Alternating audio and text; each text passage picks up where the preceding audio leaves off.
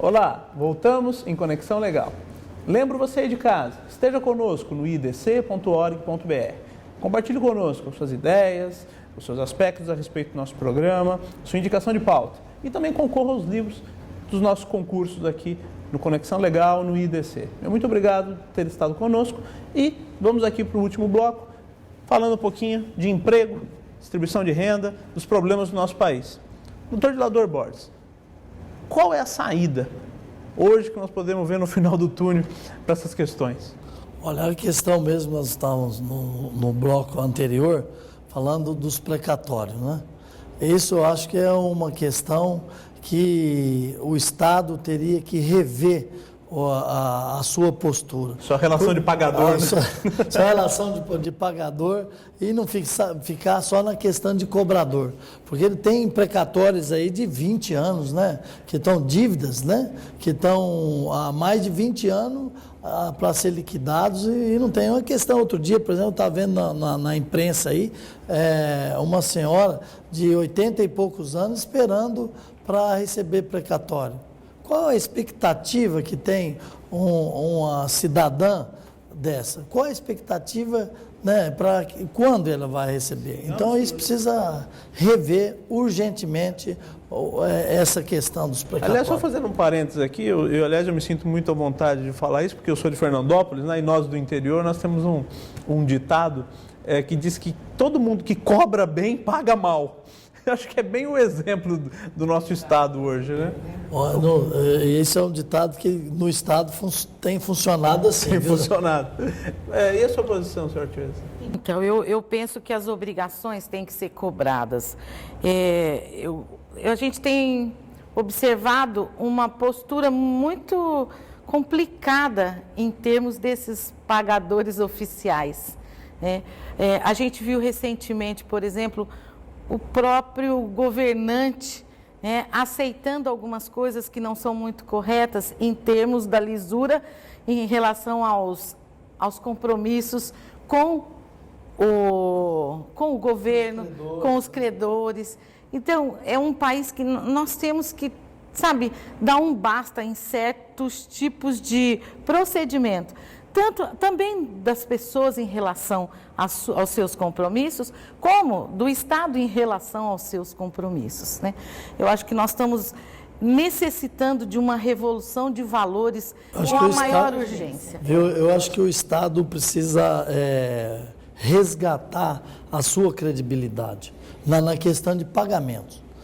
Muitas vezes, dessas desapropriações, né? Não digo aqui a questão de pagamento, às vezes, da concorrência, às vezes propriamente dita, mas tem muitas dívidas de pessoas, às vezes, que dependem daquilo, né? Que eles acabam passando para precatório 2, 3 anos e acaba deixando as pessoas que, às vezes, só tinha aquele patrimônio, né, para subsistência ou para até investimento da sua família e acaba ficando... Eu vejo ainda...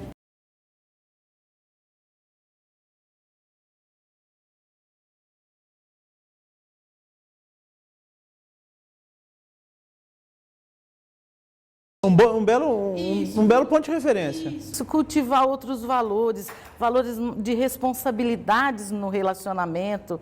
Essa questão do Estado e essa questão que nós estamos falando de precatório e tal, como isso influencia nas relações na família.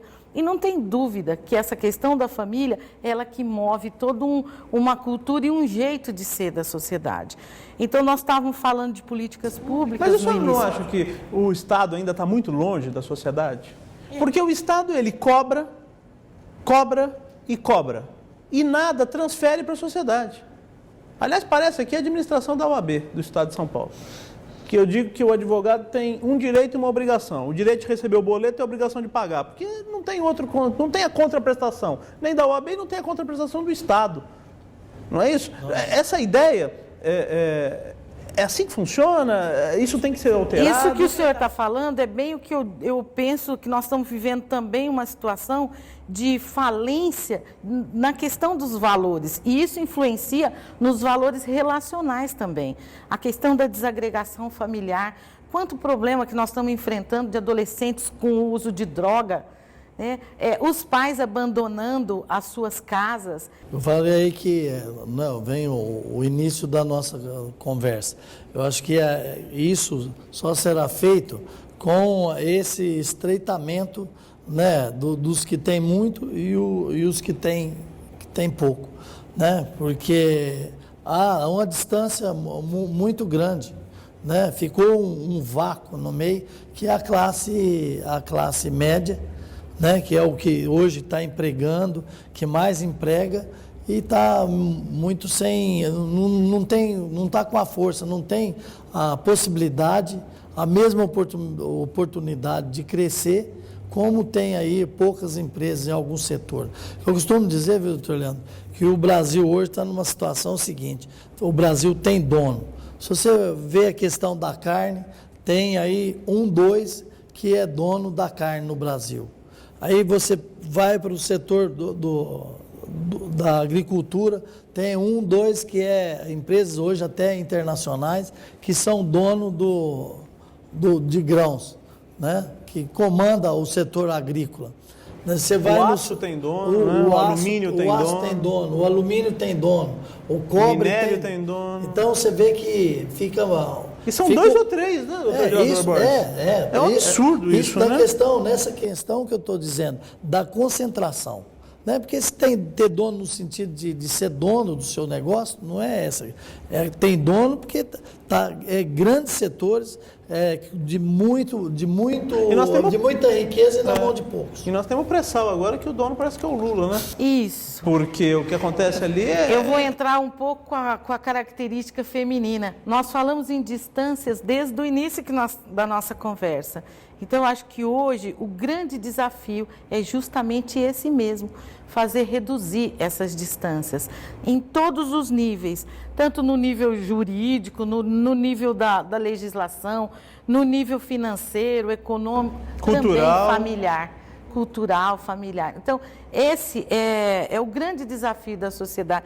E aí cortando um pouquinho o nosso assunto, eu penso que hoje a presença da mulher em todos os setores, ela pode dar essa contribuição, porque nós temos, por natureza, essa habilidade desenvolvida do cuidar, do cuidado. A sociedade hoje está precisando. Esse sentido apurado, né? Isso, nós estamos precisando de mulheres e homens que sintam que o momento é para investir naquilo que aproxima, naquilo que cuida, naquilo que protege. Agrega. Isso, que agrega. Então, se não for por aí, a sociedade, acho que vai ficar sem conta. No passado tinha muito onde estava atrás de um homem bem-sucedido, sempre há uma mulher.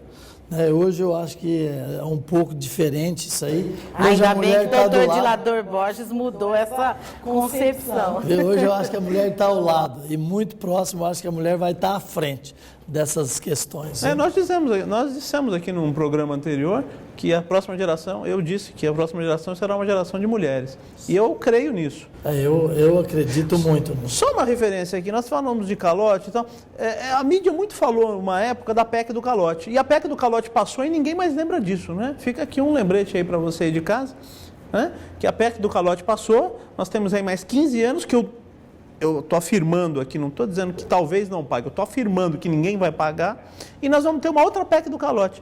E é assim que nós queremos conduzir a nossa sociedade, e é esse o país que nós vamos deixar para os nossos filhos? Nossa consideração final aqui, porque o nosso tempo está acabando. Doutor Edilador Borges.